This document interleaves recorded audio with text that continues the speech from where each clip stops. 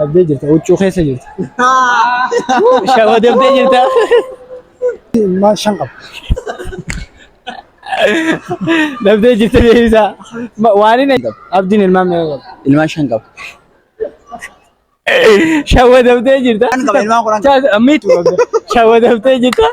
Dhabdee jirta waan ta'eef. Assalaamu alaikum wa rahmatullahi wa barakaatu. Daawwattoota hordoftoota kiyya. Har'a viidiyoo biraatiin walitti deebinee jira. Viidiyoon keenya har'aatis kan fakkaatu gaafii abbaa shan qopheeffanneeti nama gaafannee ijoolluma keenya gaafanneeti san booda akka deebisanii fi kana wajjiraallaa turtii gaariin afirraa keenya warri chaanala kanaaf haaraa taatan sabiskiraayib laayik sheer godhuudhaan nu gargaaraa maatii keenya tahaa isinii jenna nu wajjin tura. Duraan dursee maqaan keenya amma yafan maxxaan anjaa.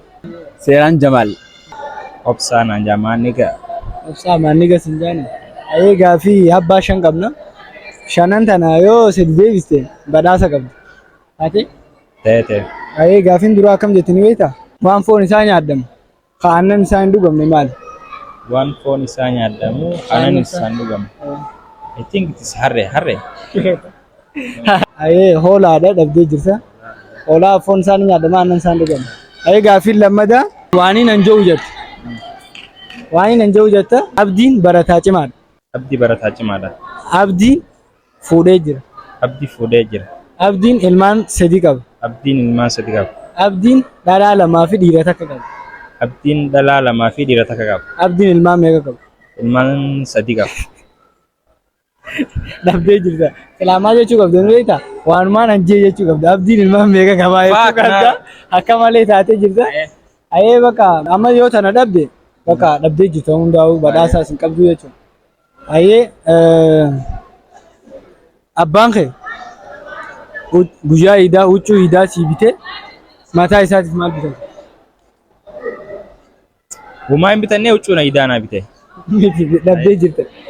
Huccuu idaa sii bitee mataa isaatiif maal bitata? Amboota yoo irra deebi'ee sii gala beektaa? Huccuu idaa naaf bitee mataa isaatiif maal bitate? Gumaa hin binne egaa huccuu idaa naa bitee malee. Dhabdee jirta mataa isaatiif maal bitate beektaa? Mataa isaatiifin siin jee koofiyaa yookaan imaamata bitata.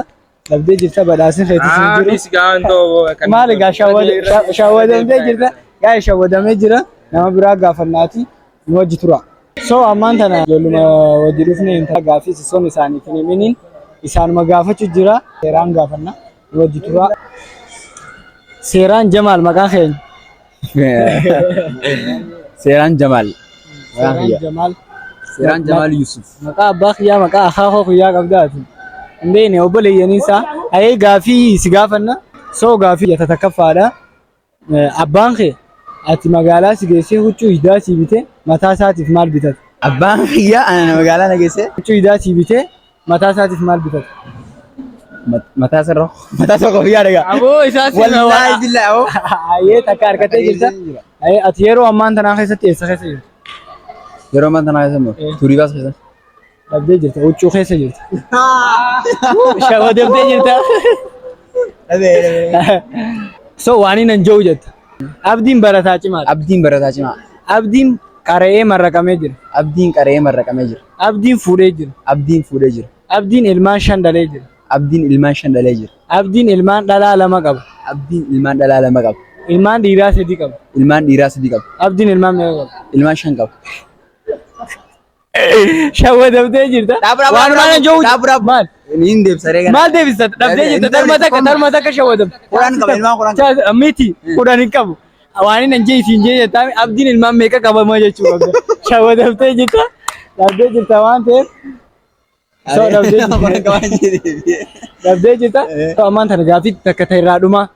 Keeniyaarraa Itoophiyaa makiinaadhaan kiiloomeetira 1000 takka yoo ta'e miilaan kiiloomeetira meeqa ta'a? Kilomeetira 1000 takka. Akkamitti? Akkasuma kilomeetira 1000 takka. Guys, dhabdee jirta.